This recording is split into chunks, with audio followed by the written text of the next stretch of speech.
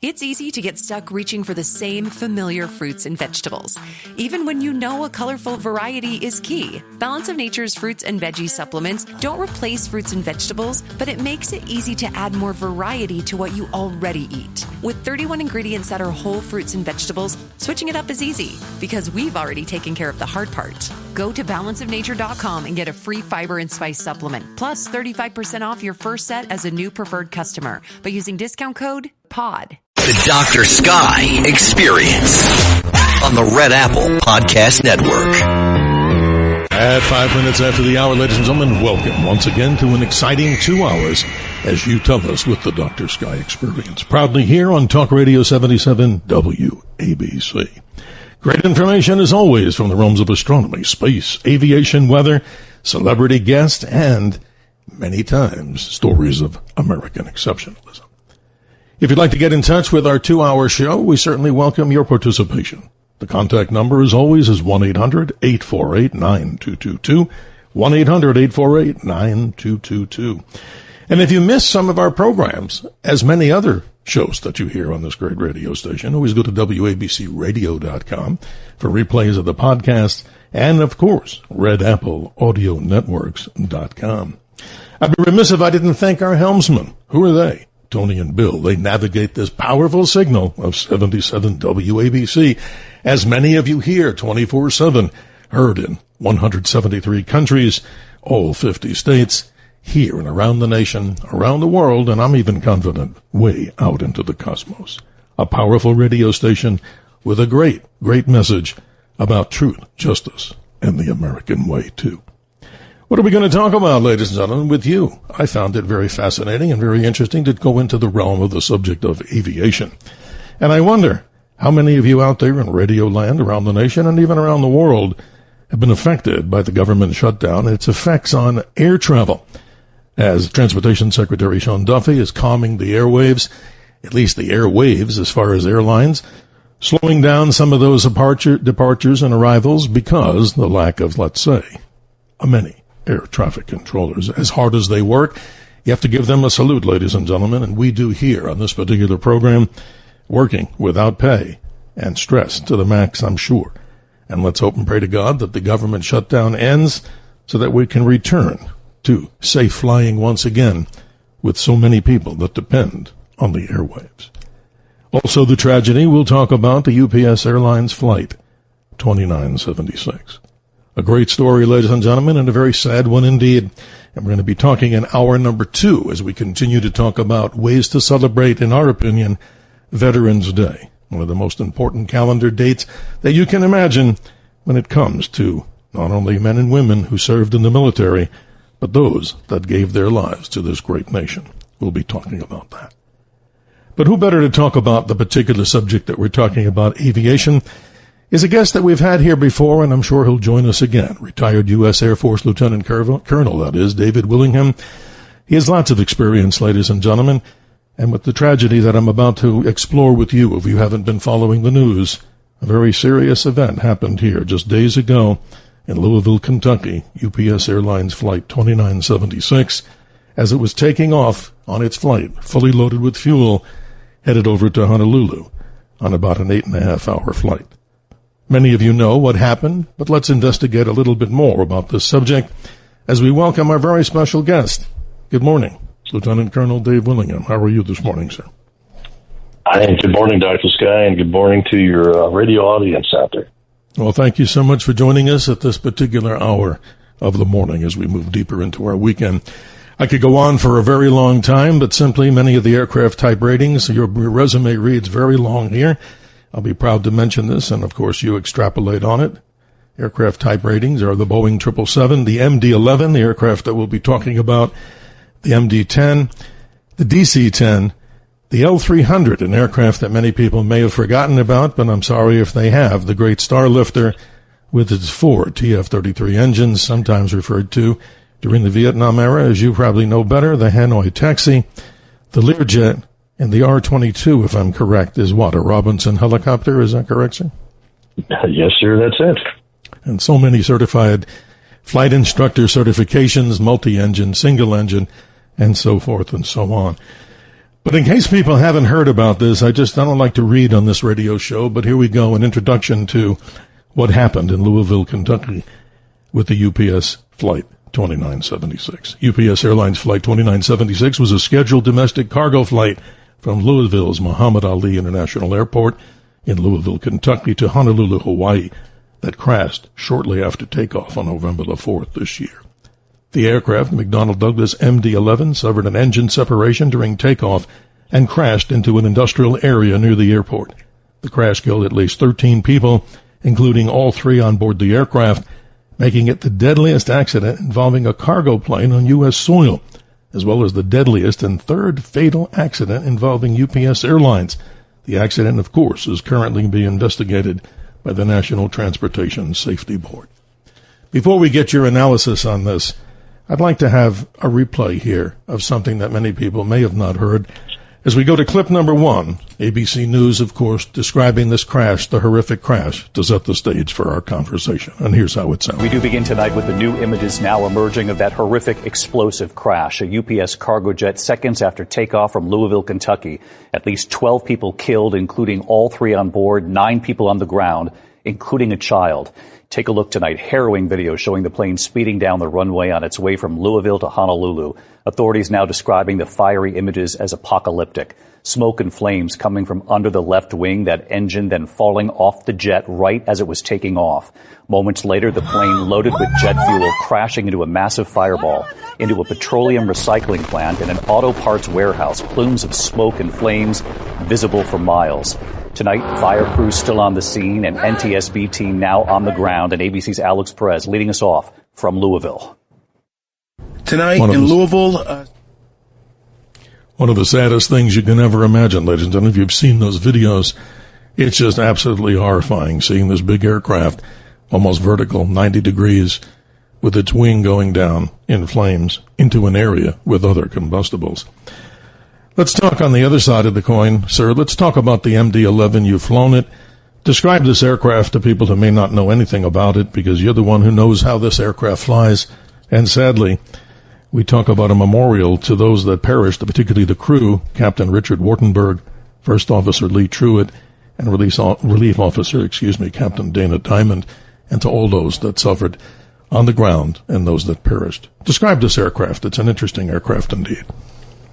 Sure. And Dr. Sky, thank you very much for mentioning them. It's not just an air crash. It's people lost their lives, and these were all good people, both up in the sky and on the ground. So thank you for mentioning that. Our hearts, our thoughts, and our prayers go out to their family, and we think about them. The MD-11 aircraft looks like a DC-10, but it actually is second generation. It came about after the McDonnell had came out with their DC-10. They actually determined that 3-engine was great. There's different reasons why they put a 3rd engine on a jet. This technology is 50 years old for the DC-10, and then the MD-11 came out. Technology came out 40 years ago. At the time, the MD-11 was one of the most technically advanced, the large multi-engine aircraft of its day. And it was just way ahead. It was a cutting-edge technology. They took a DC-10, they made it longer. They changed the wing form on it. They made it wider. They gave it bigger engines. They actually extended it out and gave it it was a smaller stabilizer, which the stabilizer is the little wing and back of the airplane that makes it go up and down. Yes. But they actually put fuel in that, so it's called a wet stabilizer, and they can transfer the fuel back and forth to change the center of gravity of the aircraft, to make it more fuel efficient. And along with all that, they put computers in it, and went with analog and then swapped over to digital systems. In addition to the management of the fuel, they put more digital flight controls onto it. So everything is geared towards long range and maximum fuel efficiency, because in the freighter business, it's just with the passenger business, you pay by the mile, and you need to get the cost down. So this is the attempt to do an ultra long range aircraft, and it did serve that purpose.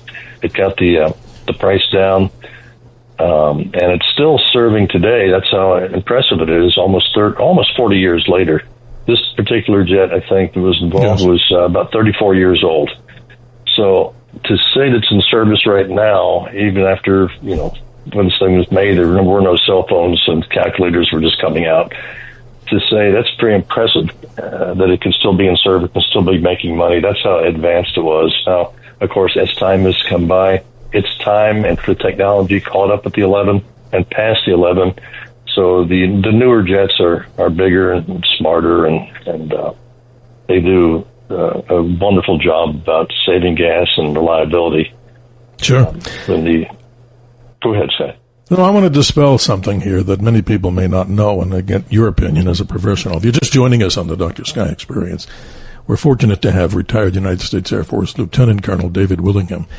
His call sign was Scoop, but he's got a lot of knowledge, ladies and gentlemen, sitting behind the controls of these type of aircraft, and sadly, reporting about this particular airline crash, or we say UPS cargo aircraft, flight number 2976. Many people have seen these horrific videos. It's almost so, it just goes right down to the core of your heart and soul, saying, my God, I mean, that's just a horrible experience. But I wanted to dispel something here that you could dispel better than I ever could. Uh-huh.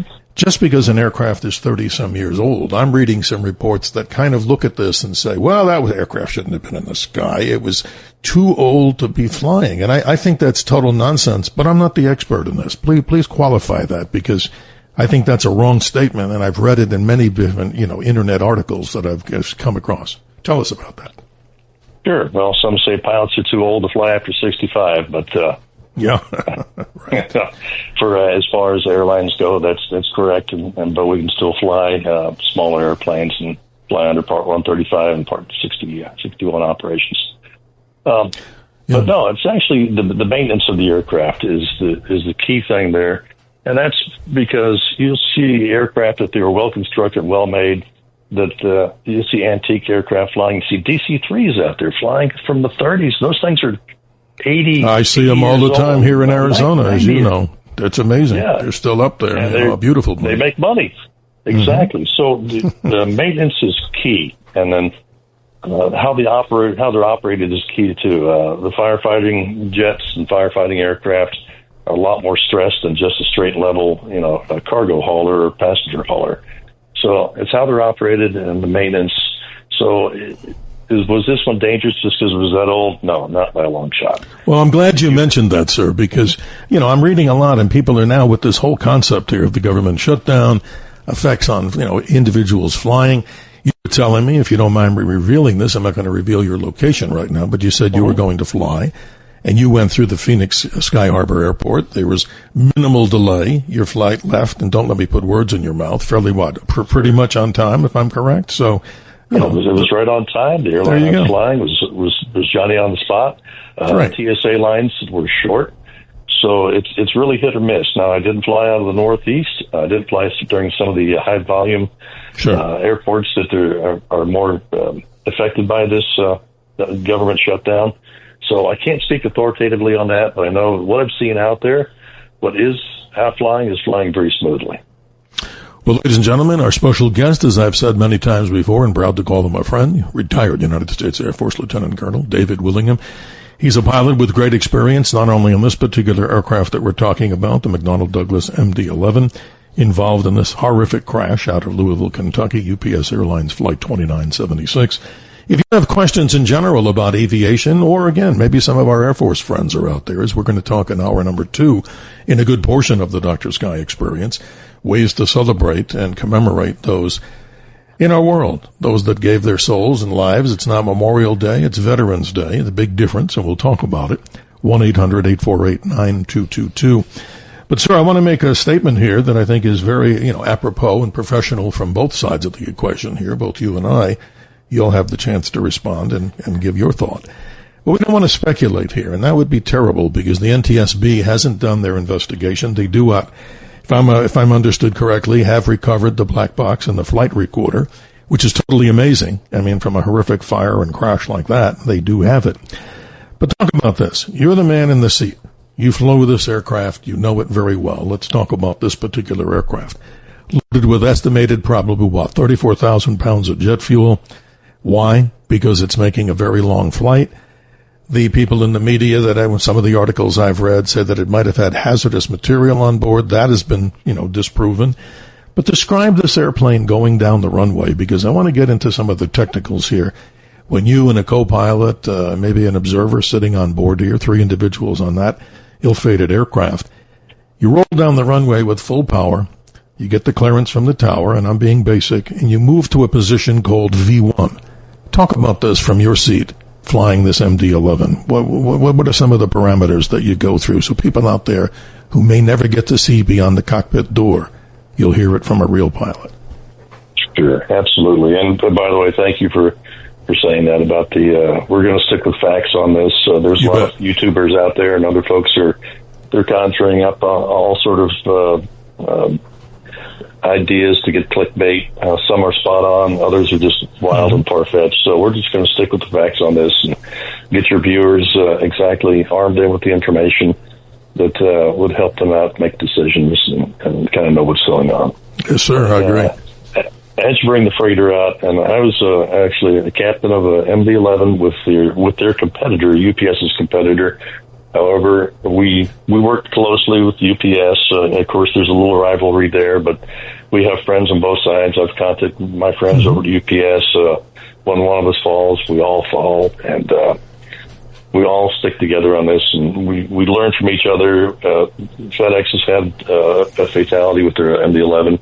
They came together with us, and they mourned with us, and they helped us find out where we made our mistakes on the 11. And of course, we're going to stand with them too. So, as you take the 11 out and get into position, you've already done your briefings. You have, in this particular case, their takeoff very heavyweight. It's going to be an 8-hour flight, approximately, getting out to Honolulu from Louisville. So they do have that 34,000 gallons of gas. That's how much gas it takes to get there. And being heavyweight, they probably have max cargo too. So they're very heavy. And there's a couple other things to brief when you're heavy like that, especially full of fuel. But those briefings are all done. You line up. You're ready to go. You push the throttles up. And the first thing you do is you bring them up to a certain amount, like 80% of your N1s, and that means your total engine speed. You make sure everything's stabilized, looks good. Then you engage the auto throttles, and then those auto throttles will start to come up to their preset power settings for takeoff. As they're coming up, the pilot flying, so you have a pilot flying and a pilot monitoring. And usually it depends on the operator, but the captain may be the pilot flying, the captain may be the pilot monitoring, but usually you shift off every other leg. Okay. All 3 pilots are highly qualified, very, very qualified in that aircraft. So they can perform the duties interchangeably with each other. Anyway, as the power is coming up and the takeoff roll starts, it's looking real good right now, and anything that burps or hiccups, anything at all, as the aircraft is accelerating towards 80 knots, it's a very wide rejection range. Everything from a chug on the engine to a light that comes on that may be critical to you spilling your McDonald's coffee in your lap, getting your lap burnt, you're going to reject. Yeah. And that just means, pull the throttles back. They're going to probably pop the thrust reversers and step on the brakes and maybe deploy the spoilers. So that's called a low-speed rejection. You can reject for almost anything. As you're accelerating here, you get past 80 knots. One of the pilots will call 80 knots. The pilot monitoring should call 80 knots. That's a cue for the pilot flying to look at cross-check his gauges to make sure he's reading the same thing as the other pilot is. So if there's a big discrepancy there, especially on airspeeds, then he's going to reject. No, it's no harm, no foul. You reject. Past 80 knots, you're going to be rejecting for things that are much more critical. You're going to be rejecting for an engine fire, a wind shear, something determined the airplane won't fly. You're going to reject for it. It's called high-speed rejection. And the reason you have a low-speed, high-speed, and the high-speed is more critical is because you've been trucking down the runway, you're building up your kinetic energy, And to get that thing stopped, you're going to have to slow down 500,000 pounds of airplane and keep it on the runway. And those heat up your brakes if you use the thruster versus line as hard in the engines. Mm-hmm. So you only want to stop the jet if you have some very critical items. As you accelerate, you're going to keep on going past 80 knots up to what's called a V1 speed. And that's your go, no-go decision. We're going to stick with just simple terms on this and try to have everybody understand it. I appreciate that. Yes. Continue. And at V1, a decision is made. That means if you can run right up to V1, you can still reject the takeoff and then stop the aircraft on the remaining runway. And that's determined by a lot of things: your aircraft weight, conditions, the runway, the reclinement conditions. Past V1, you are committed to the takeoff. You don't have enough runway to stop. So, that's amazing. That would be, if I was sitting there, sir, I would be like, wow, I'm not a pilot on an aircraft. And I'm saying, wow, the go, no-go situation there, because in this particular case, as we move to the hard break here in just a few minutes, and I want to continue this with you, of course, about how we get into the air. You have the experience. Allegedly, this airplane is going what? As it's moving down there, 184 knots they're talking about. I mean, this is what I'm reading here. And those three engines on this MD-11, the CF6-80s or whatever they are, given the thrust and the power. When we come back from the break, of course, we can get into more fine details of the aircraft, but you have the left engine that somehow disintegrates and falls off the plane. I mean, that's horrific in itself. And then lots of speculation, again, which I don't want to do here. I'm just saying what people are saying. We don't know. We'll stick with the facts. Something's happening with that engine for a reason we don't know yet. So basically, in your opinion, what might have happened to that engine? It's on fire, something exploded, and it's blown right off the airplane. That's a horrific thing. But they're saying, who's they? Many like yourself, that this aircraft technically could fly on two engines. Is that a fair statement? That is correct. It is designed to fly and take off with two engines and max takeoff for this way. Amazing. Wow.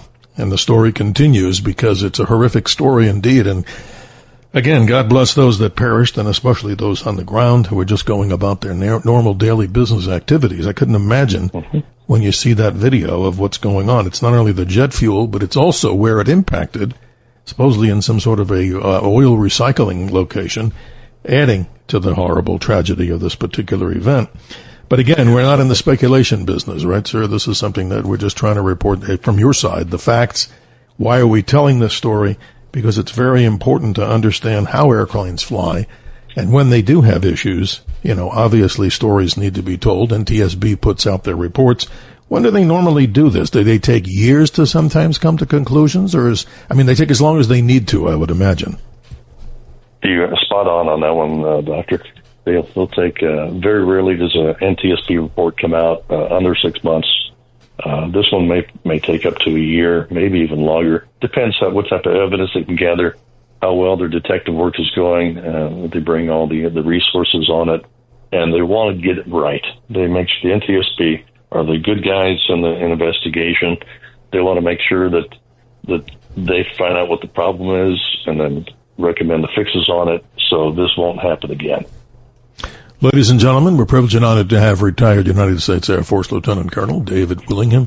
He's joining us from his experience, giving us some kind of an understanding of what happened from his previous experience, not only flying this very heavy jet, the MD-11, his experience goes to the MD-10, another famous aircraft and still flies somewhere around the world, the DC-10, the L-300, as we mentioned before, the incredible days of the Vietnam era, the Starlifter with its powerful 4 TF-33 engines, sometimes referred to by those during the Vietnam War, ladies and gentlemen, as the Hanoi Taxi, bringing back the prisoners of war that we had from that horrific war, the Learjet, and the R-22 Robinson helicopter, a very small helicopter, which you see probably flying around your neighborhood. If you have questions and comments, that's what we're here for, that talk about this and goes to the point and dialogue with critical thinking that we like. The number's 1-800-848-9222. We'll be right back. The Dr. Sky Experience on the Red Apple Podcast Network.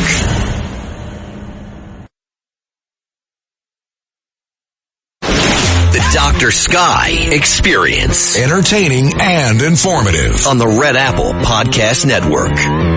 Chuck Yeager, the first man to fly faster than the speed of sound. An interesting gentleman that I had the privilege and honor to meet, and maybe you did too, ladies and gentlemen. Another quote, every landing is a controlled crash. Author unknown.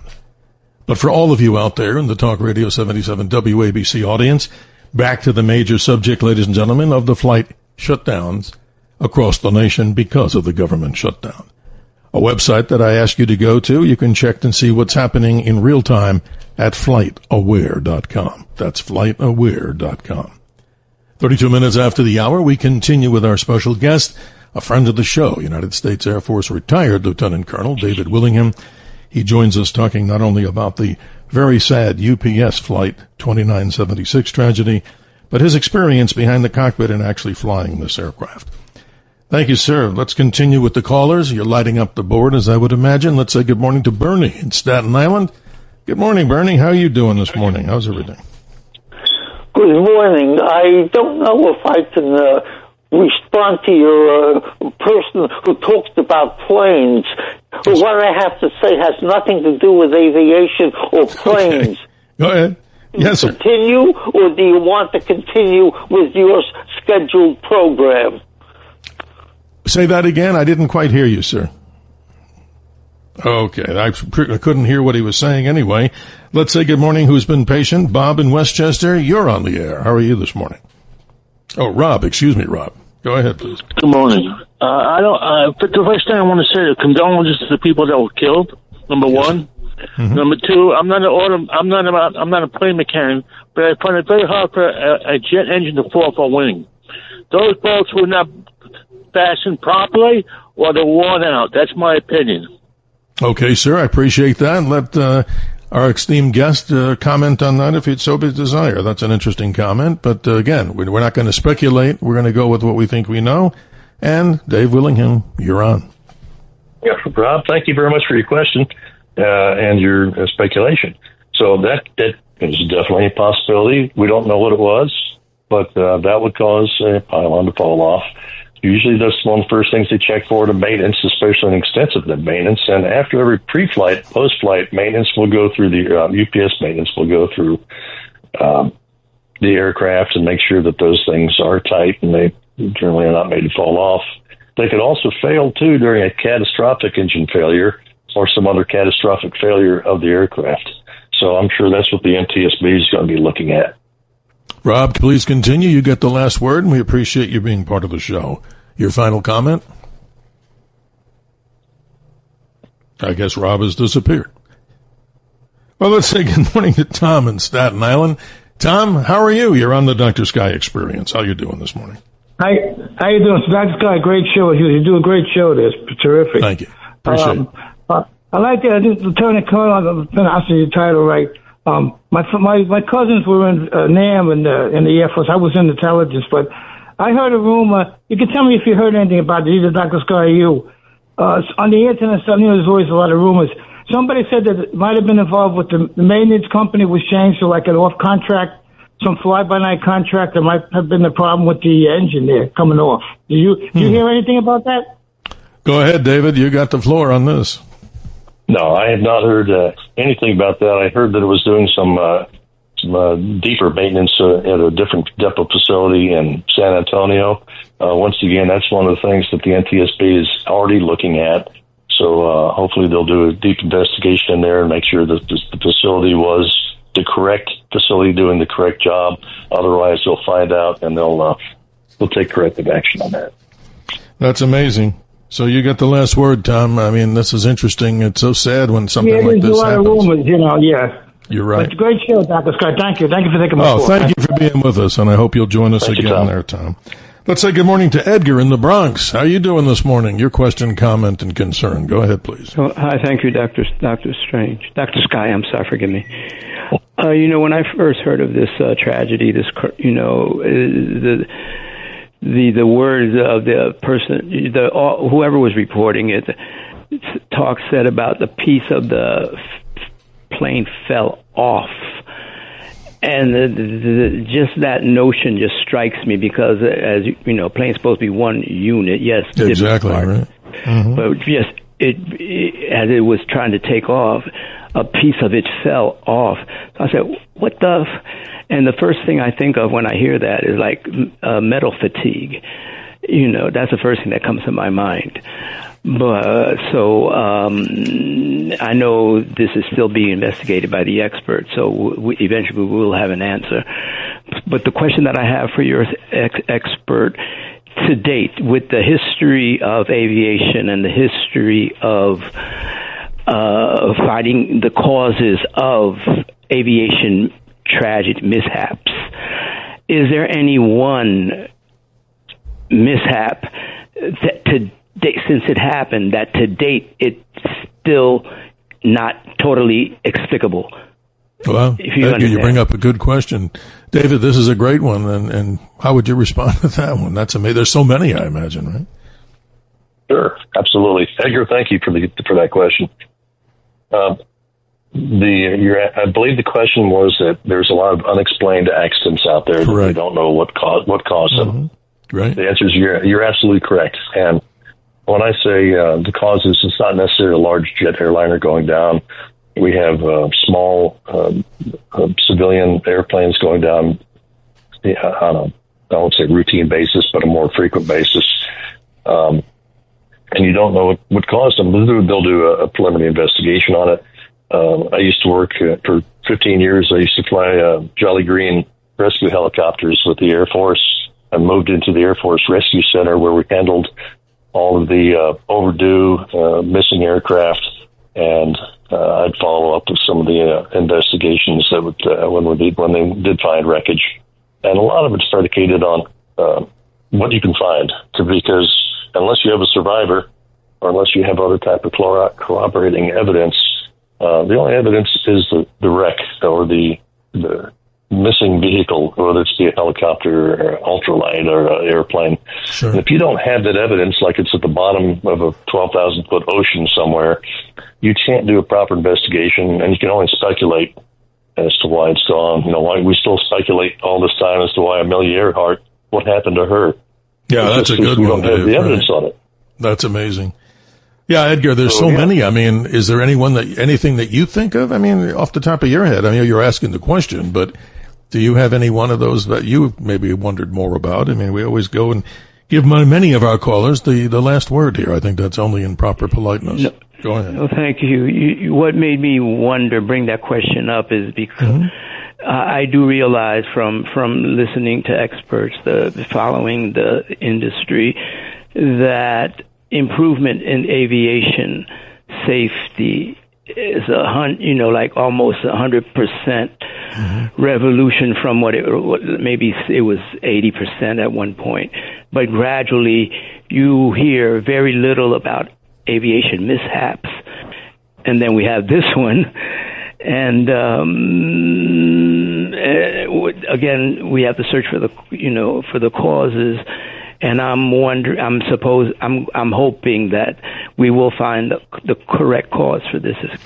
I hope we can, Edgar. And in closing, I know David would agree with me. The Malaysian airliner, that's still probably isn't that right, David? Still the Malaysian airline mystery of that flight.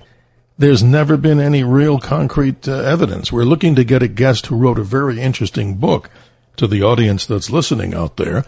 And his speculation, and he's an aviation person, maybe not as much experience because he's an author, not necessarily a pilot.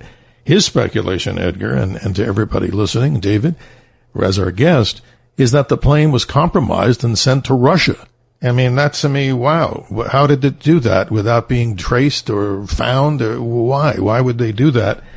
But again, there's many, many mysteries. Edgar, thank you for being part of our show. Hope you will, of course, in the future continue to call. Thank you, Edgar. The Dr. Sky Experience. Let's see if we can fit in Michael in the Bronx. Good morning, Michael. Before our break, how are you? And thanks for listening. I appreciate it. Michael in Manhattan, excuse me. Good morning, Michael. I just typically think in a straight line.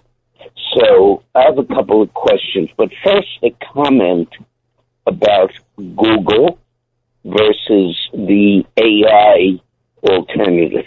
Okay? Mm-hmm. I was checking on something that occurred many, many years ago, about 50 years ago. A labor attorney, and I'll show you the relevance, a labor attorney disappeared. I went into Google, and all that Google said was the name of the attorney, and that he was never found. I said, oh, look at this. It says AI. I went into AI, and it told me exactly who that labor attorney represented.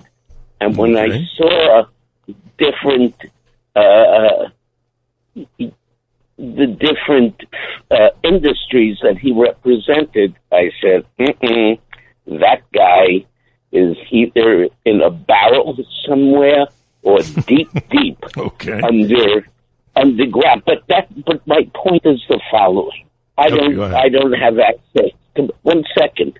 I don't have access to my computer, but you probably have a laptop there. If you were to put it into AI and say, when was the last time that this style of plane suffered a similar... I get it.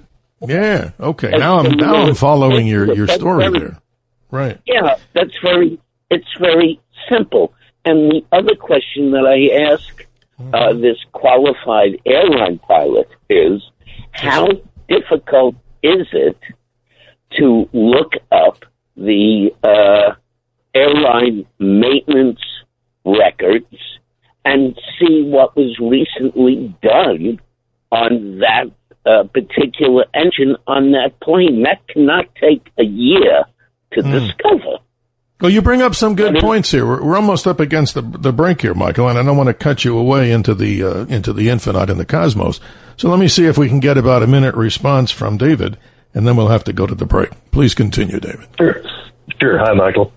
The answer is, those the maintenance records are entered into a computer. I'm sure at my old company we did that, and those are immediately available to UPS. And that's some of the very first things that the investigators will pull up, and they'll actually they freeze all the documents. No one can have access to those until they will get them, and they'll start to analyze that. And they know exactly on every flight, when the last the oil changes were, what the fluid levels were, the exact status of the maintenance. And that's one of the things that the pilot has to review in addition to the maintenance. Before every flight, you have the flight log, you open it up, and you make sure all the servicings are complete. So they have both the immediate, and they also have the strategic records of that aircraft immediately. Well, Michael, thank you for I wish we had more time, and I do appreciate your time. You're bringing together something interesting. I'm sure the NTSB people are going to follow up with your suggestion. Thank you for calling the Dr. Sky Experience. We'll be right back with a very special guest, retired United States Air Force Lieutenant Colonel David Willingham. And ladies and gentlemen, if you're wondering about your flights, check FlightAware.com, an excellent representation of how you can fly, when you can fly. And ladies and gentlemen, that's probably the best information we can give right now if you're concerned about flying in the United States and around the world. We'll be right back. The Dr. Sky Experience on the Red Apple Podcast Network. The Dr. Sky Experience. Entertaining and informative. On the Red Apple Podcast Network. Aviation is a constant battle against weight. Again, author unknown. And for those of you out there in Radio Land, the big powerful audience of Talk Radio 77 WABC, our service to help you if you are flying or too soon to be flying or whatever, FlightAware.com may be the answer that you're looking for. Our special guest is retired United States Air Force Lieutenant Colonel David Willingham, very experienced pilot on many, many aircraft, including the one that we're talking about, the tragedy of UPS Airlines Flight 2976. He behind the controls of the big MD-11 and other various aircraft. I'd like to continue on this and see if I'm correct on this, and the audience may want to know more. On that particular aircraft, your engine on the left is what? Engine 1, which was then ripped off the plane somehow. Engine number 2 is on the top of the aircraft. And engine number 3 is what? On the right side? Am I correct in that assessment without? Yes, sir. You're exactly right on that. Yep. Okay, and here's why I'm bringing this up. And again, no speculation, but just as what we're reading. And again, your qualification on some of this, again, without speculation.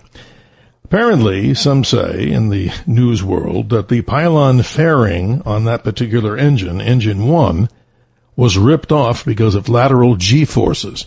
That's what some are reporting. I don't know how accurate that is.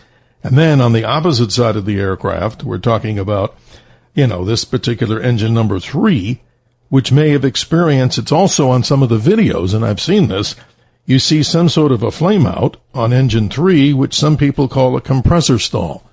Any validation on any of those things? Or again, we don't know. It's too soon to tell. Well, the ultimate answer is we don't know. We're not investigators. Right. As far as the first speculation, I'd probably say very low probability. This part, the second one about having the other end power plant, not just number 3, but also the number 2 engine could have been hit by collateral damage too, and ingested different parts. So one or both of the remaining engines may be working at reduced power, or even if they are generating power. At some point, they probably were generating power. They are generating power, but we don't know the degradation that they had. One important thing I would like to just continue. We left at V1. As passing V1 from crew's perspective now, I can talk from crew's from aircrew perspective. V1, he's committed to go. This is what we all train for: is if you have a problem, if you have a fire, engine fire, you pass V1, you're going to continue to rotate the airplane. It's going to rotation speed. This is a calculated speed at which you bring the nose up, you let it stabilize, and then you let the power of the aircraft fly it off the ground. And that's what we train for. And then you want to shoot for what's called V2, which is a takeoff safety speed. That gives you your guaranteed obstacle clearance. That's a next minimum speed. And just a rough for your the listeners, you're talking about a V1 speed of somewhere probably about 150 miles an hour. I'm converting these down from knots, nautical miles per hour to regular miles per hour. And the next, then you take off safety. So your V2 would probably be somewhere about 170, 180 knots, somewhere. 170 miles per hour, 180 miles an hour. Those are some rough numbers. But that's interesting. From the time, go ahead. From the time you hit 80 knots, there's certain things that are inhibited. And on that jet, the level 2, level 1 annunciators that come up and say, "Hey, I got a problem here." The pilot, the lights that come on, the messages you get on your multifunction displays are inhibited because they don't want you're being distracted down looking at your heads down displays. They want that pilot. You want total attention given to flying that airplane. This is where pilots earn their pay. Is not at cruise. It's during critical phase of flight when something goes wrong. They want to have all that knowledge that you're trained to come into effect, and you need that pilot up there to take care of that problem. And this is part of the training. You don't never get taught on no-win scenarios. You don't get caught all 3 engines die because you can't do anything about it. Exactly. You get taught on things that you can do something about. Losing an engine is one of them. And generally speaking, an engine loss is contained. The engines, Doctor, it's not just the GE60F engines. You also have the Pratt Whitney BW44. The 4462s also power these things too. So I don't want to pin everything on General Electric. It could be a Pratt Whitney. I'm not sure if UPS uses those or not. But the important thing is, while they're trucking down the runway, they've already rotated because they have to go now if they're past V1. And you always train a V1 cut, which means you got something happening, your engine catches fire right at this point, and that's what you train for. So you know what to put in, what controls to put in to keep this thing trucking down the runway. I don't think they're going to have that lateral offset G-force that's going to tear a pylon off because he's tracking right down the runway. And he's going to rotate, but something happened. It was massively catastrophic. It was enough to probably send,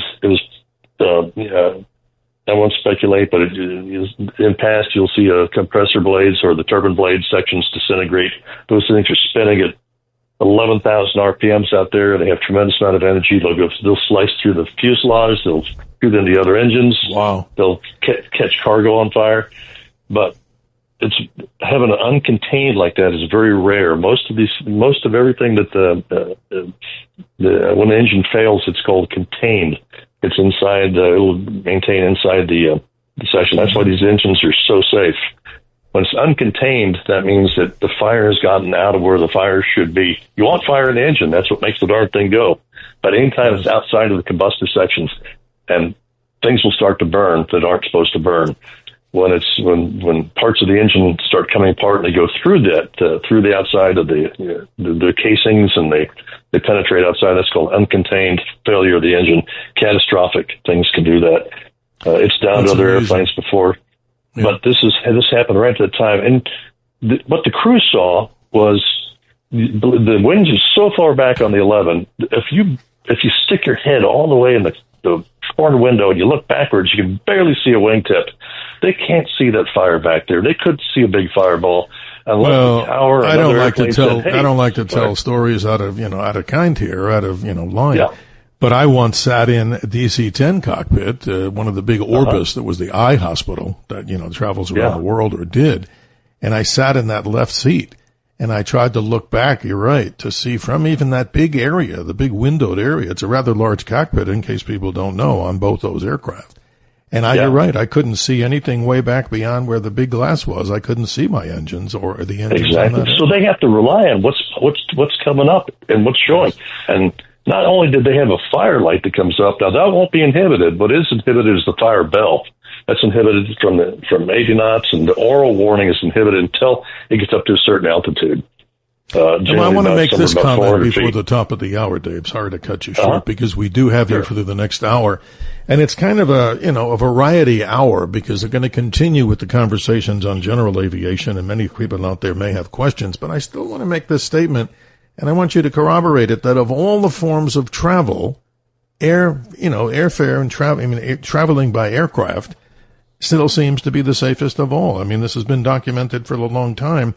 Not to scare people out there to think that, we're now talking about how planes are going to crash. We're going to say what? Can you corroborate that statement? I mean, it's still the safest form of transportation so far, right? Over miles. Doctor, you're exactly right. It is, and I still stay with the adage of it's more dangerous driving to the airport than it is getting on the plane and flying somewhere by a long shot. Right. And I made the quote from somebody who's unknown, and it sounds very prolific. You to second the nomination, if it's right. Aviation is a constant battle against what? Weight. So you're taking something massively heavy, getting it into the air, and without getting overly scientific about, Bernoulli's theorem about how aircraft fly with lift and such, I'm amazed that an airplane like that, or even a small little Cessna or a Piper Cub, can actually get into the air. And we're not birds, right? Wouldn't it be great if we could fly like a bird? That would be cool. It is. It really is a miracle every time the thing goes up, because there's so many things that have to happen to make that go on. And we make it routine every day. People just take it for granted. Well, we're going to continue, ladies and gentlemen, hour number 2. So if you tried to get in and you couldn't with your question or comment, we respect that. And how do we respect it? We offer up the number, 1-800-848-9222, 1-800-848-9222. As we love critical thinking, that's something interesting. And we love the form of dialogue. There are 4 types of conversation, not to bore people, but debate, discourse, diatribe, and dialogue. Let's have a dialogue. And in our second hour, we'll continue with our very special guest, retired United States Air Force Lieutenant Colonel David Willingham, talking about, let's say, ladies and gentlemen, ways that you and I and everybody out there within this powerful radio station Signal can help commemorate Veterans Day, and some ideas that we both have. And maybe they're already your ideas, but your questions are always welcome, ladies and gentlemen. And we'll try to squeeze in our Sky Report, because many people email me at drsky@wabcradio.com and say, hey, we want to hear about what we can see in those heavens. And our special guest is keeping us in the troposphere, right, Dave? He's keeping us up to flight altitude, maybe 40-some+ thousand feet. And if you have commercial jets, if you have a private jet, they can push up into the 50s. Am I correct? Into thousands of Yes, sir. Sure can. That sounds good. So, ladies and gentlemen, much more to come here. The contact number, 1-800-848-9222. We appreciate everybody out there as we move deeper into your weekend in the month of November here in 2025. Lots of good things to talk about. And again, our solemn tribute to those that lost their lives not only on the ground but in the air of UPS Airlines Flight 2976.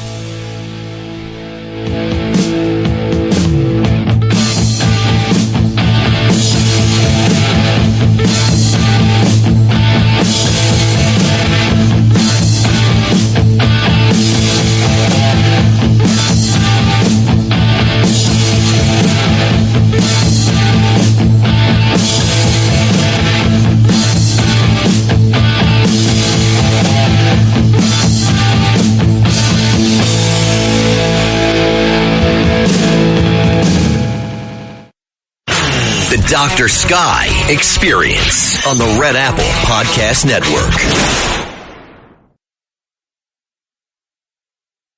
The Dr. Sky Experience on the Red Apple Podcast Network. 5 minutes after the hour, ladies and gentlemen, thank you for turning, not turning, and changing the dial. As you're listening to the Dr. Sky Experience, we're here on the Powerhouse Station, Talk Radio 77 WABC. And our special guest from Hour 1 as we continue is retired United States Air Force Lieutenant Colonel David Willingham. He's kind enough to join us, not in speculation, ladies and gentlemen, talking about some ideas about what happened to that horrific plane crash in Louisville, Kentucky with the UPS aircraft, the MD-11. Your questions and comments, always here, 1-800-848-9222. And as always, if you have an email that you'd like to send me, I do respond, I promise, to everybody out there, as I have. It's drsky@wabcradio.com. To listen to previous editions and iteration of the show, it's wabcradio.com and redappleaudionetworks.com. Thanks to our helmsmen, they make it happen. They're the navigators, as we call them, the helmsmen, moving this great signal out to you across the nation, around the world, and I even believe way out into the cosmos. Continuing, ladies and gentlemen, with our conversation, as mentioned before, if you're suffering with the delays or experiencing future airline delays because of the government shutdown, FlightAware.com, as I look at it right now on my monitor, between Friday evening, 4 p.m. and 8 p.m., they're listing here 939 delays. That is across the United States with 144 cancellations. The majority of the cancellations, if you look at the hit list, came from Chicago and Phoenix, Arizona, where I'm broadcasting from. Also was number 2 as we go down the list, as you can check on FlightAware.com. Thank you, Dave, for being here. This is awesome. A great opportunity to share with you and the listeners so many different ideas. But I want to give a shout out here, and I'm sure you do too, to all those that work at the TSA and air traffic controllers, because they're still working with no pay. I mean, God bless those people. What say you? I mean, that's a simple understatement. Absolutely, Doctor. They do a thankless job up there, especially the TSA folks. They do a very important job, but they're vastly underappreciated. And to not get paid, and them still doing the job, that's a mark of remarkable professionalism, along with our air traffic controllers out there. So once again, hats off to them. I'm sure that when we do get the government properly funded and things get moving again, keep my fingers crossed they're going to get back paid on all that. If not, we should definitely guarantee that they should. And I promise not to be a shouter about the political situation, because let's say this, I don't have all the information out there. The both sides, if they can't come across the aisle to figure this thing out, there's a lot more than I'm aware of going on there. But it's the American people that are just suffering in this, and it's just a horrible situation. But let's hope and pray, again, that this can get resolved, because people want to travel. They depend on it. And I don't know how. I mean, I'm reading here. I mean, you've seen the stories. People have read this in Radio Land, that the air traffic controllers are taking on jobs. Some are decorating Christmas trees for the holidays. That's a beautiful thing to do. Or they're driving the, Uber and the different food services that people get for delivery for food. But I'm saying, wow, I cannot imagine, and I've seen so many movies where the pressure is in that control tower where people are manning so many blips on a screen, and you can't make a mistake. I mean, that's unbelievable. I don't know how well I would handle that. And it's, again, a big salute as we move on in our show here. But here's something I wanted to share with the audience. Here's the question. What does it take to become an air traffic controller? And you and I off air were talking about this, Dave, and I just want to read this to everybody because it's not so simple. You must be a United States citizen, be under the age of 31, obviously pass a medical examination, pass a security investigation, and pass the FAA air traffic pre-employment test, including the Air Traffic Controller Specialist Skills Assessment Battery, acronym is ATSA, speak English clearly enough to be understood over communications equipment, have 1 year of progressively responsible work experience or a bachelor's degree or a combination of post-secondary education and work experience that totals 1 year. But you're in the cockpit, let's say, over the course of your life. English is what? The universal language of the air industry? Is that correct? Supposedly, that is true. Okay. And when you say supposedly, I've listened to some air traffic, not making fun of anybody, but God bless the air traffic controllers if they're trying to understand if they're issuing certain responses. I mean, that could also be a very, difficult thing. Or should we all have every air traffic controller speak every language on the earth, which is impossible, not to be facetious. Have you had, seriously, can you share with us, have you had some experiences where you had probably thought you heard something, but it wasn't coming through clearly? And not just because the person had a bad radio. Maybe they didn't did you have trouble understanding some of these different people? Pilots? Sure, Doc, you have to qualify that. First of all, international flight, when you're a guest flying somebody else's country, you have to accommodate. They are supposed to speak English. Some are very, very articulate. Some are very good, and there's no problem at all. And other countries, English is maybe a third or fourth language to them, and they do the best they can. So you try to accommodate, and you try to make sure that you get the proper message that they send as the one that you received. Mm-hmm. As far as actually flying inside the United States, most of all of our controllers are very good. Where there is a communication barrier, maybe somebody you don't understand something. Sure, it's incumbent on each of either the transmitter or the receiver, would be the pilot or the controller, to query, and that's why you read back clearance. You read back the instructions that the controller gives you, and then sometimes the pilot will ask a read back too. If I transmitted a message to them, say, "Could you read that back to me, please?" Because that closes that information loop, and make sure that the proper message gets sent and received in the timely manner.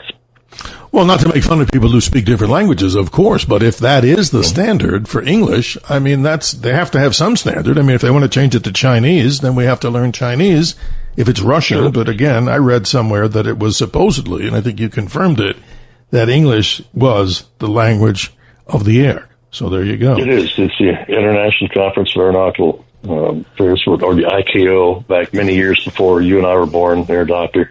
That was decided upon. It was going to be English. It was very close to being French, but English came out on top on that one. Well, this is interesting, and I just want to also continue on the training requirements here, because what we're doing here is maybe giving a little nudge out there for people. Once they may say, well, why would I want to be an air traffic controller if I'm not getting paid? But look at the need that's out there. And we continue here just briefly. Entry-level applicants must complete a required training course and spend several months at the FAA Academy in Oklahoma City. Applicants are paid while in training. Well, that's if the government's running. After graduation and the academy, individuals are placed in locations across the country and must gain 2 to 3 years additional training, both classroom and on the job, before becoming a certified professional controller. So that's interesting. So, for anybody out there who believes that since they're listening and they're younger than 31 or at that age, that might be a career. And I know people may think, why? Am I crazy, Steve, Dr. Sky? Because they're not getting paid, but obviously all those bad things will end, and hopefully very soon, right, Dave? Get people back in the control tower. It is. I'm sure all things are cyclical. The deficit will become a surplus, but they're also not going to take somebody, a brand new controller who ran out of Oklahoma, who's just out of the tower simulator, and they're not going to dump them at JFK as their first assignment and dump them there at rush hour. Usually they season them up at some different positions, and they'll get their experience before they send them up to the big league and deal with a lot of high density, busy traffic. So, what about this bold statement to the audience that's out there, Dave? Let's say this. Let's hear from any of the air traffic controllers that are out there that are willing to speak about what's really going on in the situation there. And again, sorry for your pain, folks, because it's certainly something I couldn't imagine, not getting paid. They must be, that's very, very difficult, to say the least. I don't know how I would handle it. So if you have questions or comments, or if you're an air traffic controller, give us a call and tell us some of the things that maybe I don't know, or Dave and I both don't know, from the side of what it's like to work in that condition. 1-800-848-9222. And let's move on to this, because you see a lot of movies, I watch a lot of movies, where they talk about we're passing this airplane off to another of the many 20 continental centers across the United States. Describe that to the audience, because many people may not understand what these air traffic centers are. In your words, please tell us. Sure. First of all, Steve, I would love to hear from my air traffic controller, but please, if they're on duty from the tower, don't give a call at this time. Just stay down for the shift. Well, Dave, you said it better than I ever could, and especially if you're looking at landing two airplanes at the same time, or maybe more traffic, we totally understand. But the airspace across the United States is broken up into many different sections. You have terminal areas, which are very close to the ground, it's close to the airports, because this is where the precipitation of all where the air traffic coalesces is in airports. Everybody needs to get into and out of there, so that's where the highest density is going to be. You have traffic control. The airspace is smaller. You have more controllers working a smaller group of airspace, because you have more airplanes condensed there at a higher probability of a conflict. As you climb out, you'll have climb into what's called the PCA or Class A airspace. And that is going to be above 18,000 feet. And you have basically what's called a center, and they handle a big chunk of airspace. And by the time you get up there, your distance between aircraft are expanded. You have less aircraft per cubic mile or there. So the centers will handle the traffic, and they'll give you the proper spacing. They'll give you clearances to and from different areas to keep the airspaces open and non-congested. There are certain special use airspaces out there that the military use. Also, if there's a natural disaster or a space shuttle, aircraft, or rocket launching, that's special use airspace. If they do research, that's another sort of, and they'll vector those aircraft, basically give them turns to go around that airspace, so there's no danger to that aircraft or danger to the people using that airspace. So you that's have amazing. Centers. Yeah, and the centers will talk to each other. They'll pass the aircraft off between one another. You'll contact them on different frequencies as you're flying. You may get a pass off from flying through Albuquerque's airspace, and they'll push you through to Denver. If you're going into Denver or passing through, you go to Toronto, you'll pass through Denver, and you'll pass through, Minneapolis airspace or Indianapolis airspace. So you get passed off, and they do a very good job about that. Sometimes if a sector gets too full, or they have some manning issues, or if their computers go down or radar goes down, they can't handle that many aircraft. So you'll get vectors, and they'll pass you off to another center, and they'll actually have to divert you around that airspace.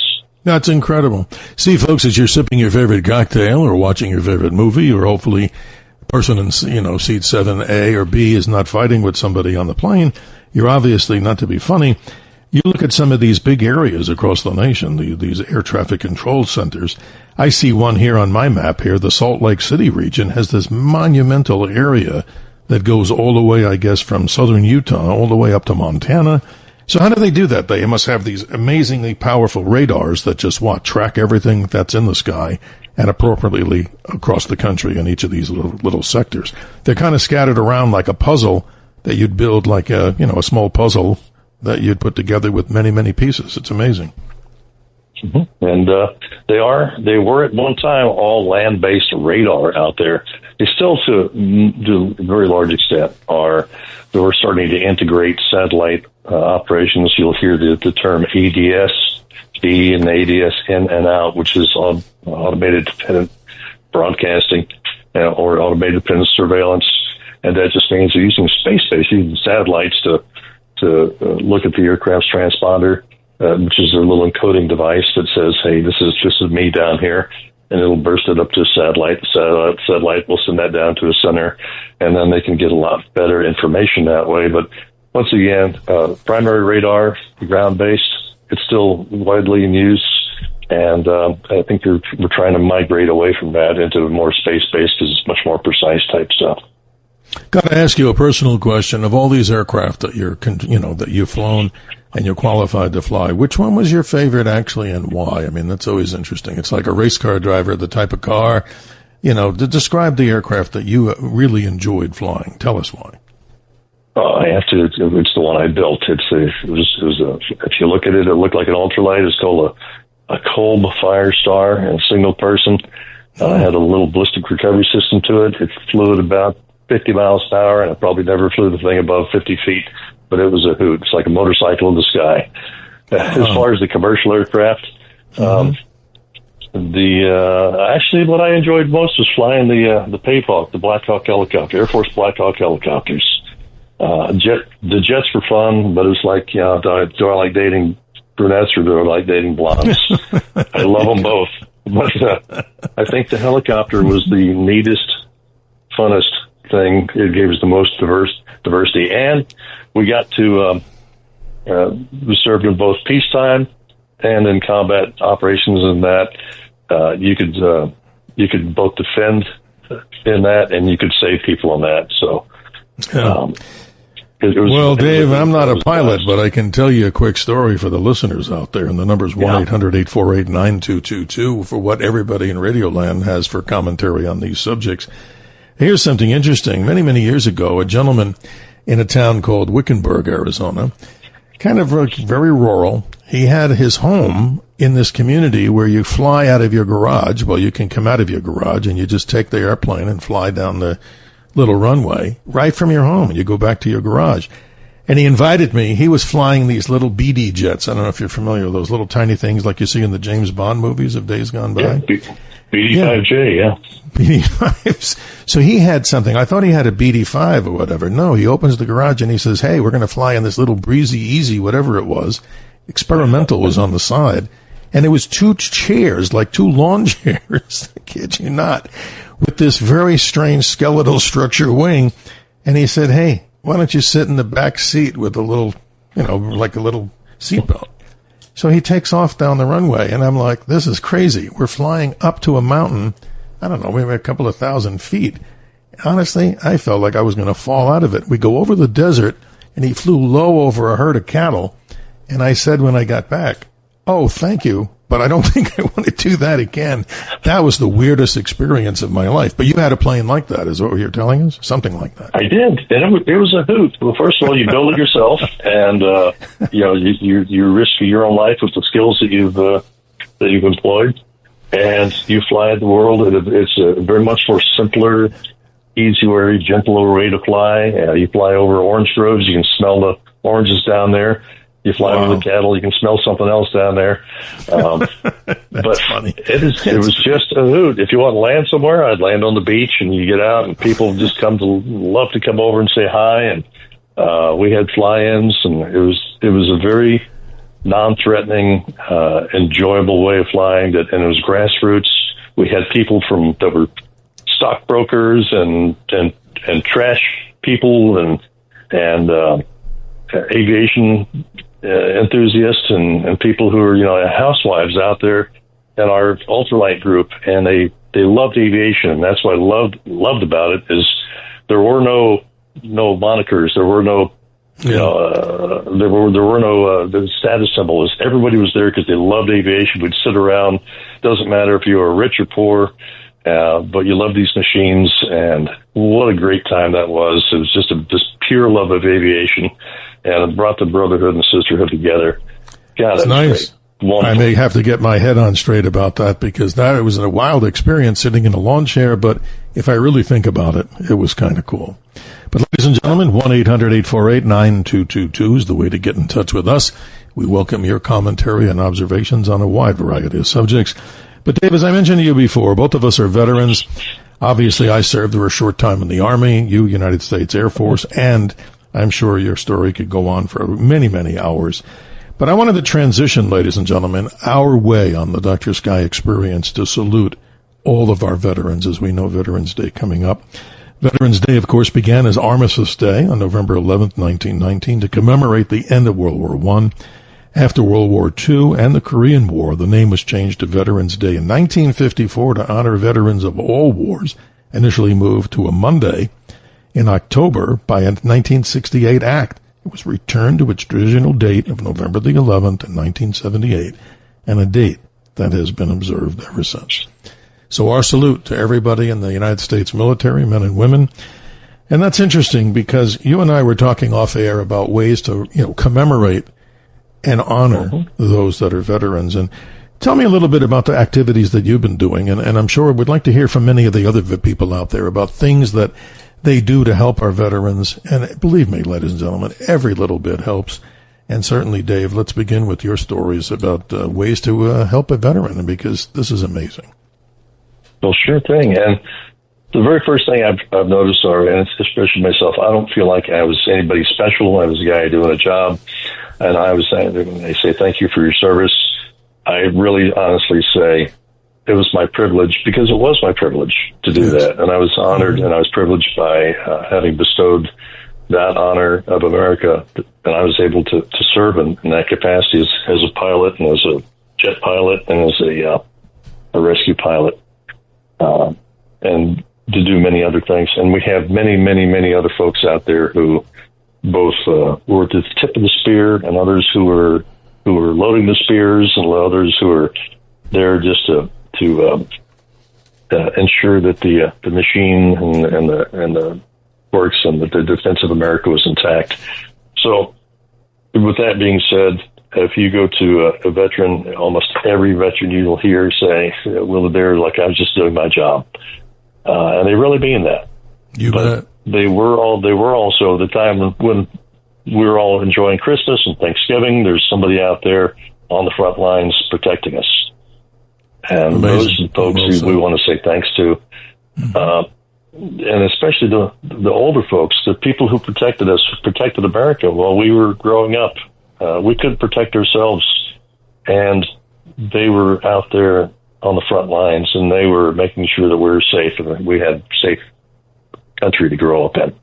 Absolutely. And I thank the veterans that we have right now, because they keep the country safe while we're going to our rocking chairs and out there, and we're getting too old to fight now.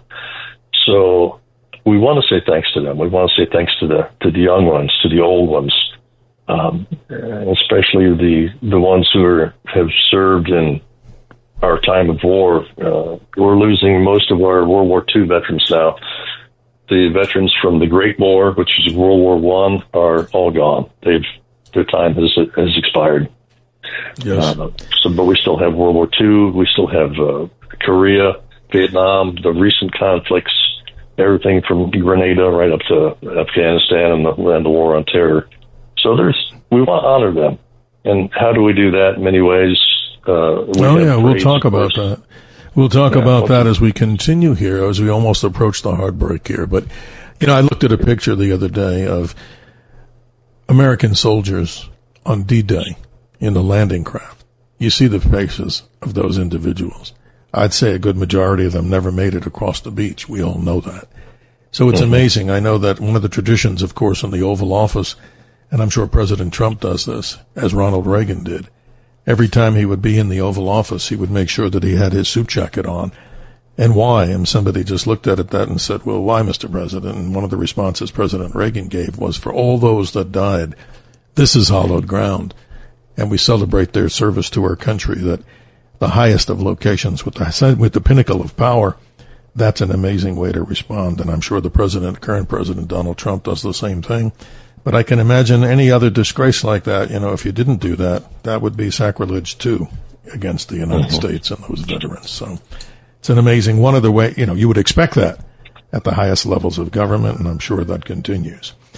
But that's amazing stuff. And in the next half hour, ladies and gentlemen, we're going to talk more with our very special guest, retired United States Air Force Lieutenant Colonel David Willingham, about ways, ladies and gentlemen, that we think you can go out and help veterans, and also your response, ladies and gentlemen. Let's hear from some of the veterans out there about what we are doing, what you can do to those that served our country.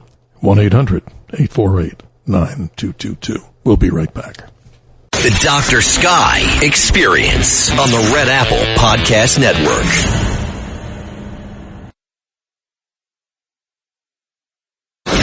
The Dr. Sky Experience. Entertaining and informative. On the Red Apple Podcast Network.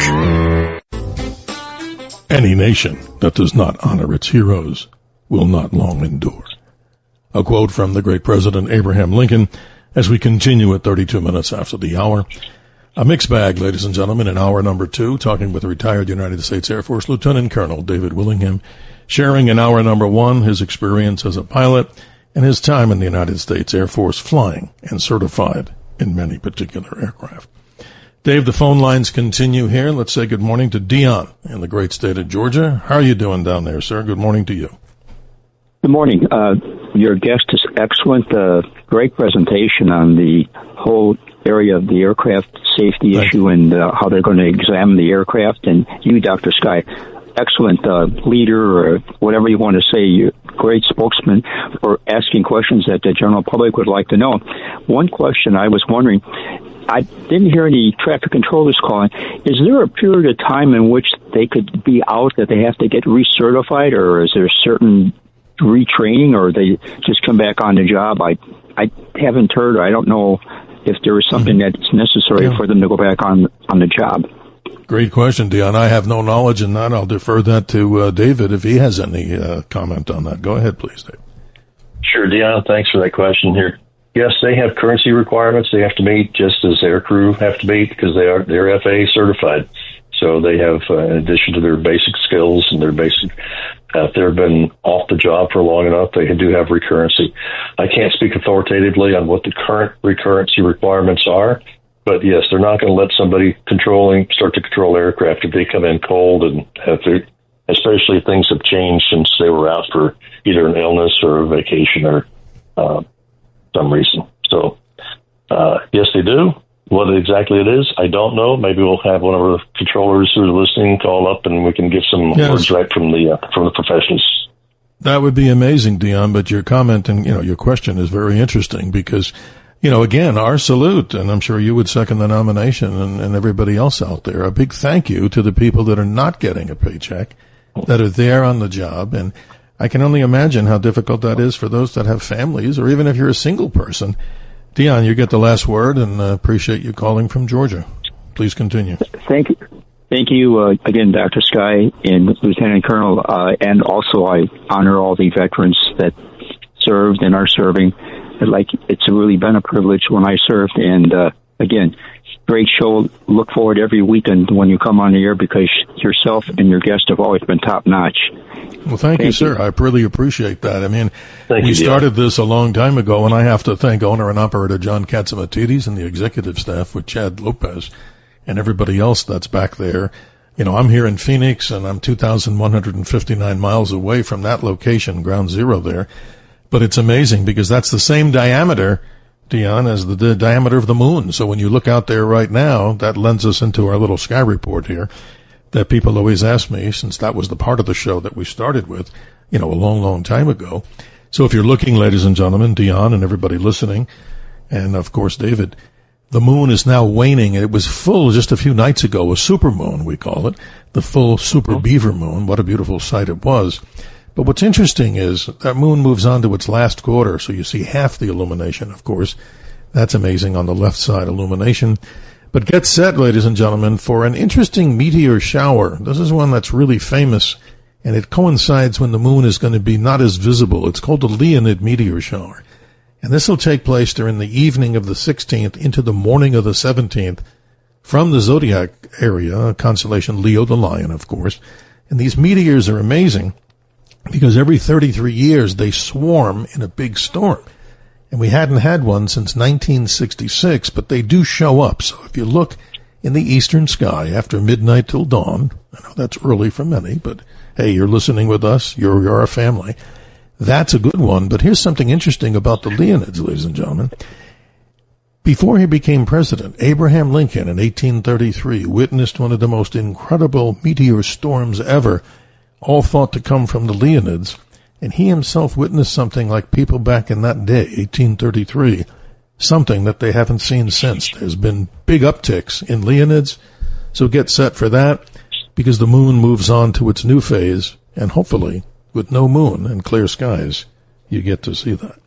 Dion, thank you for joining us. I didn't want to take a lot of time away, David, from our main conversation here, but I think that stuff's interesting. People love that because they want to look up, right, and see things beyond the area that you flew in the troposphere and say private jets way up in the 50,000-foot range.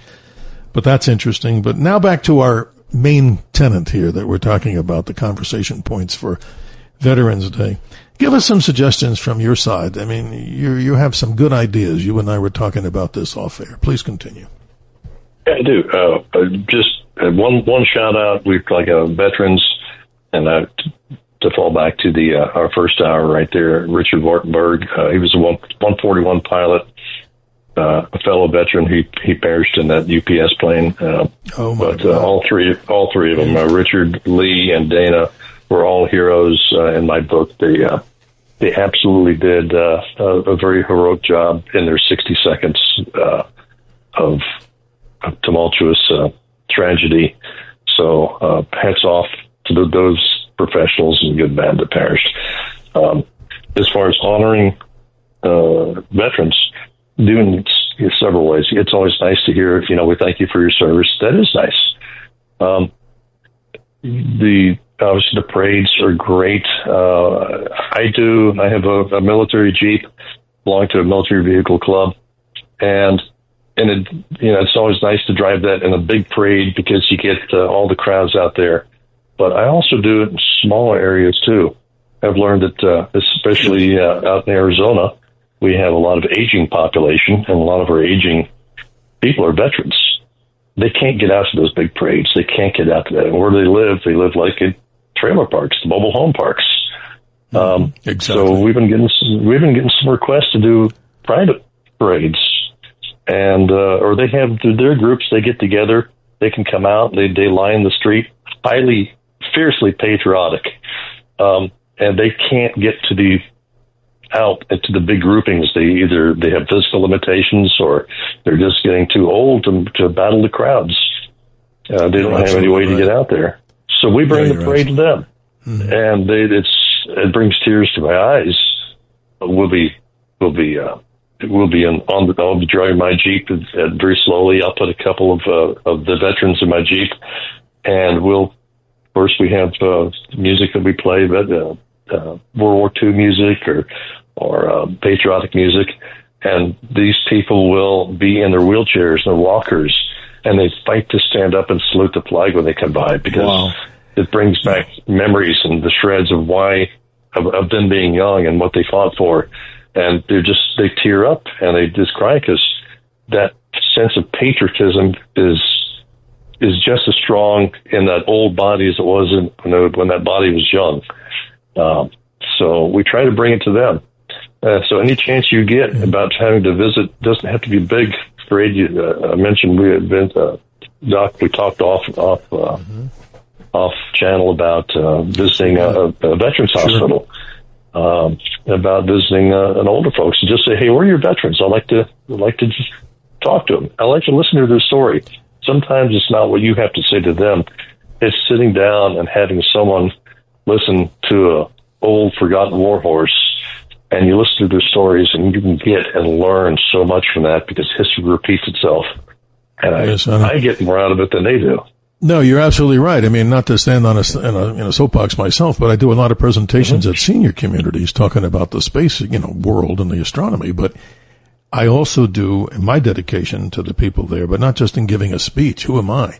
But the truth is, go there, shake their hand. You see them with their caps on. Korea, Look at that conflict. I mean, that's so incredible. That's so amazing. And you talk about not having any of the, World War I veterans still alive. But it's incredible when you talk about some of the Korean War veterans and what they endured in the cold of winter, fighting against the North Koreans and Chinese that came in swarms over the top of these big mountains. And my God, they were outnumbered so much, but they fought to the death. They fought because their country depended on them. And that's so amazing. So you listen to these stories and it's just incredible to hear that. And going back to aviation, you have the honor flights that are taking place, knowing that you're part of aviation. Talk about that for a minute. Honor flights are going on all over the country, correct? Absolutely, there are. There are. We're talking about aviation too. I was talking to one gentleman, and once again, looking like an old guy, very innocuous. We were talking, and I was over at the VA hospital, and we were just sitting in the waiting room. And it turns out he was a Corsair pilot in Korea, and he had fought against against Russian MiGs. The MiG jet had just entered into the fight, so he was a prop propeller airplane in a jet fight, and he shot down a couple of them.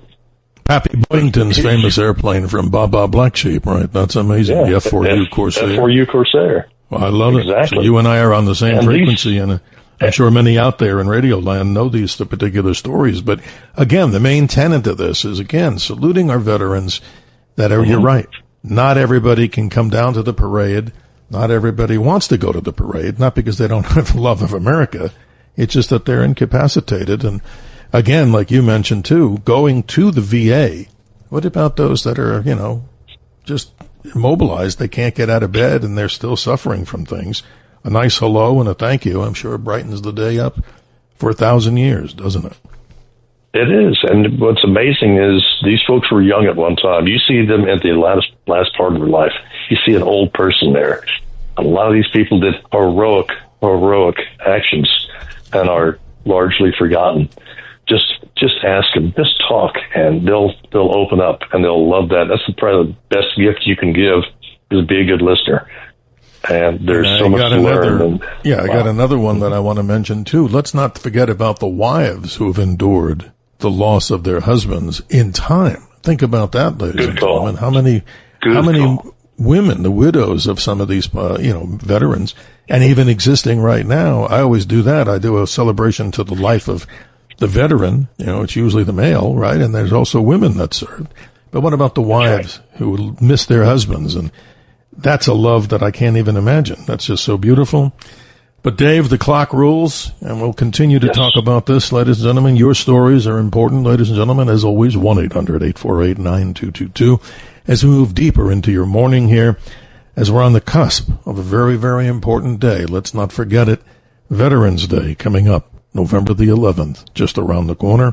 And we'll be right back here on the Dr. Sky Experience. The Dr. Sky Experience on the Red Apple Podcast Network.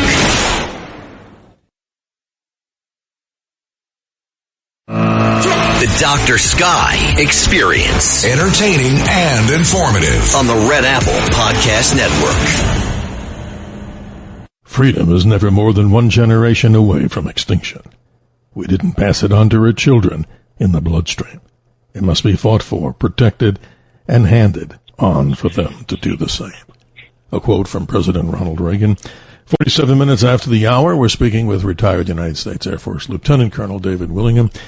He's sharing not only his experience behind flying aircraft for the United States Air Force and commercial pilot with many, many aircraft type ratings. And still, ladies and gentlemen, time for you to get in with your comments. We're moving now toward a conversation about what we can do, all of us, to salute our veterans, as Veterans Day is literally just around the corner. 1-800-848-9222. Please continue, Dave. This is interesting, and many ideas out there. I come up with a few, but I want to hear from you, some other suggestions. Sure. Dr. Sky, we don't want to forget, you brought up about the widows, war widows.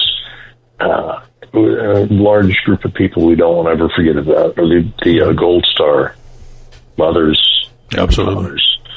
So a Gold Star mother and father is someone who's lost a son or daughter in combat to the war. And that's also, once again, it's that terrible tragedy. You mentioned he gave a great quote from Lincoln, and Lincoln also had a wonderful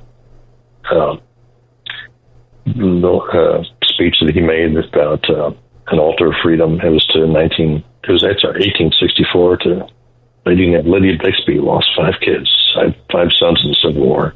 Oh, wow. And just to paraphrase it, he said that the overwhelming grief that she can take great pride that she had laid so costly a sacrifice upon the altar of freedom that she gave her sons. And that's still true today, is if you'll hear about a Gold Star parent, is you don't have to ask what happened, how did their child die. You acknowledge that, though. You say thank you for we acknowledge your loss, and but we appreciate that sacrifice you made, because you never want to have thinking that they lost their ultimate gift in vain. So I've done that before at I see them basically at parades, and we also have some other functions that we do for the military, and they're always invited guests. I never want to ignore them. A lot of people don't know how to deal with loss, but you hit it head on. You say, "This is it. These are the facts." But yes, we acknowledge that. Thank you. I'm sure you miss him. We agreed with you. What can we do? How can we help? And then they'll say, "Let me help you." Mm-hmm. Yeah, you're right. I mean, what could be better than helping a veteran? I mean, look at the country, and not to get overly political by any means here. This is not my thing. Of course, being a patriot like yourself who believes in truth, justice, and the American way. But it's like, look at what's happening to our veterans in this country. I mean, the care that they need. And in other areas, which we could do shows for hours on about the urgency of the PTSD situation with so many of our veterans. Why should they be on the street, right? They should be helped more than anything. And that's a thing that we talk about all the time. And so do so many of the other great hosts on this radio station, Talk Radio 77 WABC, all day, all night, about the value of our veterans. I was thinking this, too. Many restaurants, big chains, small restaurants, they also offer something for the veteran as a complimentary lunch or a dinner. And that's something that, hey, maybe if you see a veteran that doesn't drive or can't drive, maybe a nice little conversation over a gift that they're giving you if you're a veteran too. What a nice way to say thank you, right, Dave? Exactly. Very much so. Very, very much so. Now, we want to dedicate this radio show, ladies and gentlemen, to the loss of those that perished on this very, very tragic aircraft incident that happened just days ago at UPS Airlines Flight 2976. And once again, Captain Richard Ortenberg, First Officer Lee Truitt, and Relief Officer Captain Dana Diamond, and especially, ladies and gentlemen, those that perished on the ground. I think also there's the loss of a child that's involved in this, and also, maybe 9 still unaccounted for in a very horrific situation like that. But on a positive note, ladies and gentlemen, if you go to FlightAware.com, what could be so positive about that? Maybe that will help you, at least in navigating when and how to go to the airport. And again, our salute and thank you to the TSA individuals, the men and women that are working without a paycheck, and also the air traffic controllers. I cannot imagine, right, David? How would these people even have to, how do you survive when you got a mortgage and a family or anything you have to pay when you're not getting paid? So more than hoping that this government shutdown comes to a quick conclusion. But even still, the Secretary of Transportation, Mr. Duffy, has said that it still will take I mean, you're more the expert on this than I could ever be.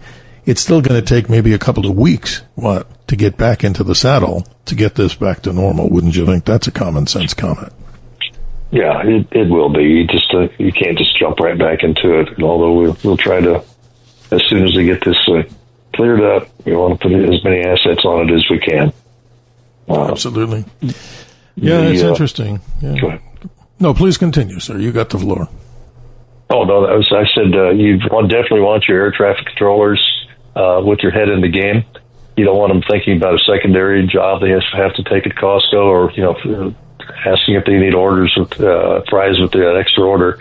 You want them 100% focused as a passenger, as a pilot, I want my air traffic controller to be well rested, thinking about 100% what he's there on the job for. I don't want him distracted in any way, just as an airline passenger doesn't want their pilot up there being distracted, not worried about getting paid. You want to totally focus. Those are very serious jobs. Absolutely. So we need to get them back on the work, get them paid, make sure they're well rested, and get to keep their head in the game. Absolutely. You say it so well. Closing comments from you as we go to the top of hour number 2 here, and always welcome back on this radio format as we talk about aviation, and hopefully not talking about disasters, but talking about some of the amazing feats in aviation. Please continue. You get the floor here as we move to the top of the hour.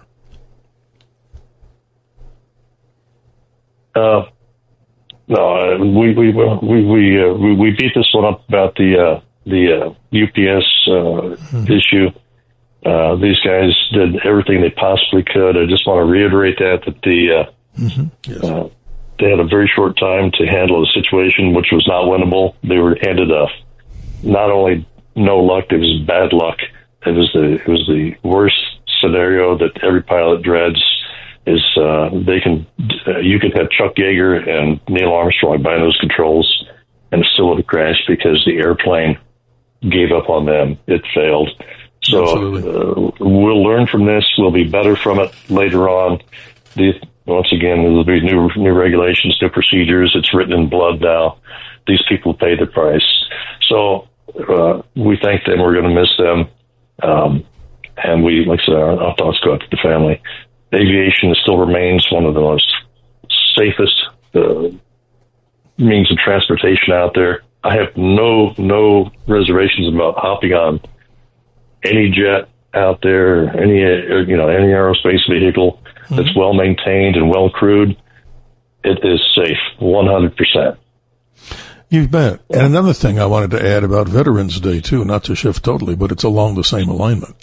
That the young people out there, a good call from people like yourself who are veterans to talk about the value of joining the United States military. And in your particular case, I've watched videos of you, sir, where you're actually involved with what? I mean, in the school level, the Air Force does have what? You talk about the cadets. Describe some of that because, it's ROTC, right? I mean, that's a great way if you have children out there to get involved in the future story of aviation. Talk about it from the Air Force side.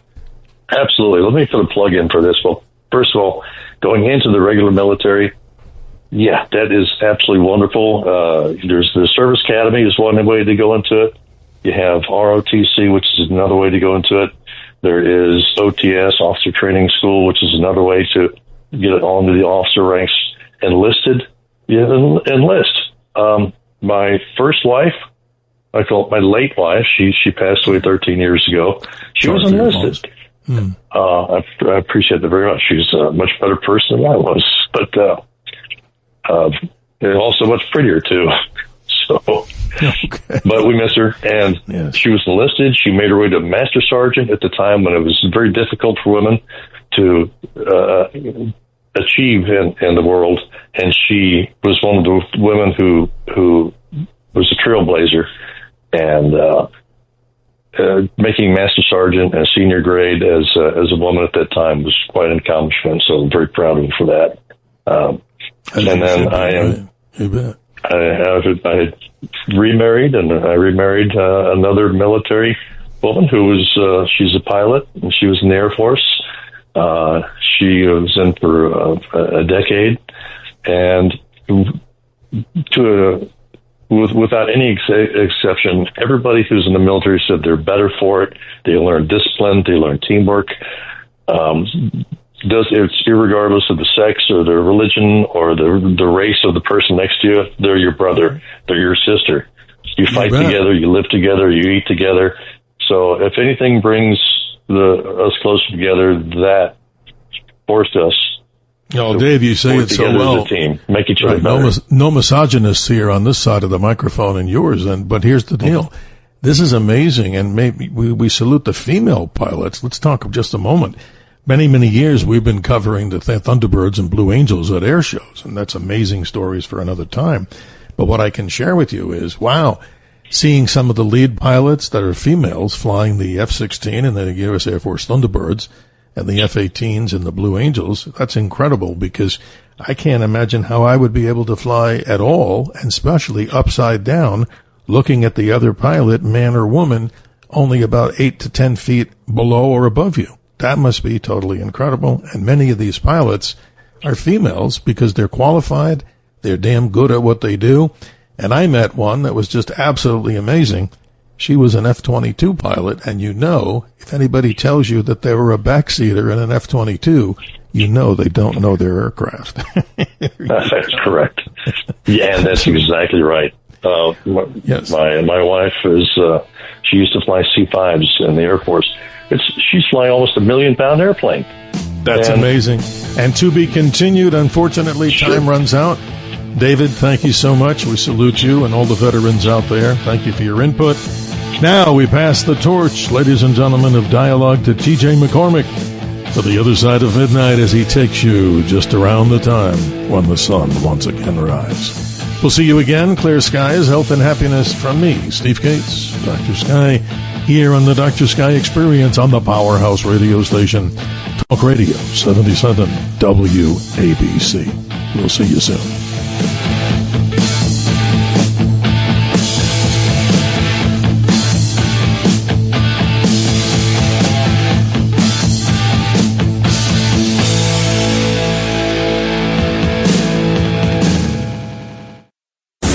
Thanks for listening to the Dr. Sky Experience. You can hear the Dr. Sky Experience Saturday mornings, midnight to 2 a.m. If you like the podcast, share it with your friends and listen anytime at WABCRadio.com and download the WABC Radio app. Hit that subscribe button on all major podcast platforms. Plus, follow WABC on social on Instagram, TikTok, Facebook, and X. See you next time for a new episode so you never have to wonder, what the heck is going on here?